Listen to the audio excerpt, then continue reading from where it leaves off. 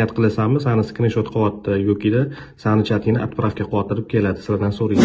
Telegramda yangi obnoviy chiqibdi, ya'ni shaxsiy yozishayotgan chatinglarni kopirovanini o'chirib qo'ysangiz bo'ladi. Ya'ni siz tashlagan mana bunaqa shaxsiy голосовой bo'ladimi, rasm bo'ladimi va o'zingizlarni tashlagan chatlarda yozishayotgan narsalar bo'ladimi, hammasini ya'ni zapret berib qo'ysangiz bo'lar ekan. Hozir men sizlarga qisqacha ko'rsatib qo'yaman, qaranglar.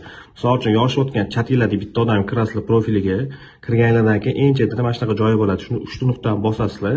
Bosgandan keyin mana bu yerda запретить копирование turibdi. Mana shuni bitta bossanglar, mana buni qaranglar. Mana shu narsaga доступ sizlardan so'rayapti. Mana buni bosib qo'yasizlar.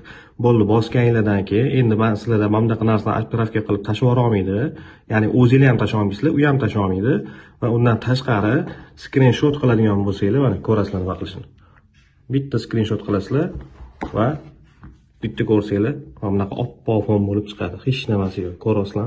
Siz buni yoqib qo'yadigan bo'lsangiz, sizni ham skrinshot qilmoqchi bo'lsa, sizga mana bunaqa ruxsatnoma keladi. Ya'ni niyat qilasanmi, sani skrinshot qilyapti yokida sani chatingni отправка qilyotib keladi, sizlardan so'raydi.